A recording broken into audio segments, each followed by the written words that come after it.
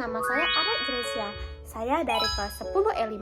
Di sini saya ingin mempresentasikan mengenai pembiayaan sekunder perumahan.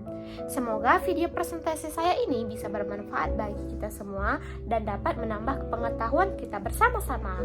Selamat menyaksikan. Nah teman-teman, apa sih pembiayaan sekunder perumahan?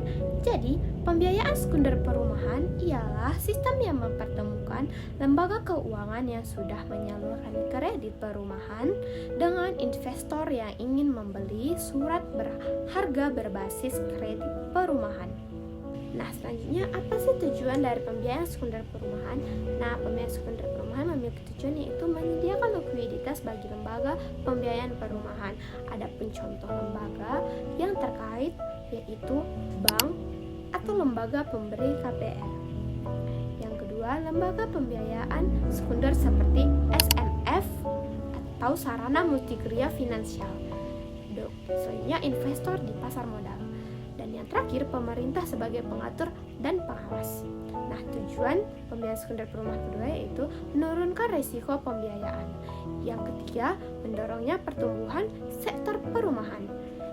Yang terakhir yaitu menstabilkan pasar perumahan jangka panjang. Nah, selanjutnya bagaimana sih cara kerjanya? Yang pertama, lembaga keuangan menyediakan KPR. Nah, lembaga keuangan misalnya bank menyalurkan KPR kepada nasabah yang ingin membeli rumah. Yang kedua, kreditur asal menjual KPR.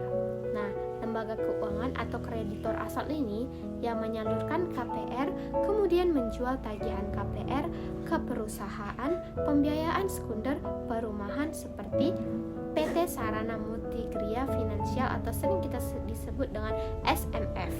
Nah, yang ketiga, pembelian piutang dan sekuritasi perusahaan. Nah, pembiayaan sekunder perumahan membeli kumpulan piutang KPR tersebut.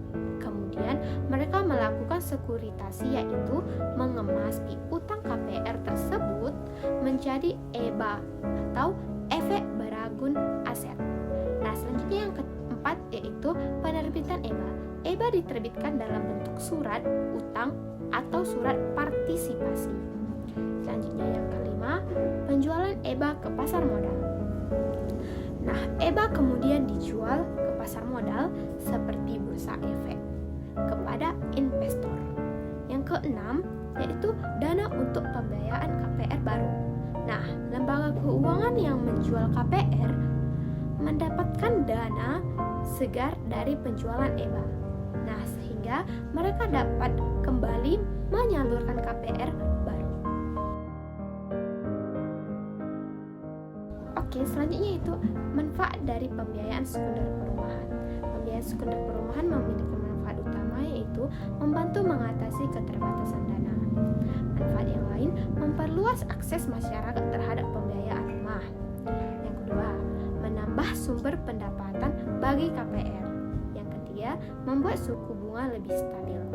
Dan keempat, meningkatkan pembangunan perumahan nasional. Jadi, dalam pembiayaan sekunder perumahan tentunya terdapat tantangan dan juga risiko. Adapun tantangannya ialah bunga kompetitif. Lembaga pembiayaan harus dapat menyediakan dana jangka panjang dengan bunga yang tetap kompetitif. Yang kedua, kapasitas pihak terkait. Semua pihak yang terlibat dalam pembiayaan KPR termasuk bank, lembaga pembiayaan, dan juga pemerintah harus meningkatkan kapasitasnya untuk mendukung pembiayaan perumahan sekunder. Dan resikonya ialah pertama, kesulitan pembayaran nasabah. Risiko terbesar adalah nasabah tidak mampu membayar cicilan, terutama pada pembiayaan jangka yang sangat panjang dengan bunga yang relatif rendah. Dan yang kedua, kenaikan tingkat bunga.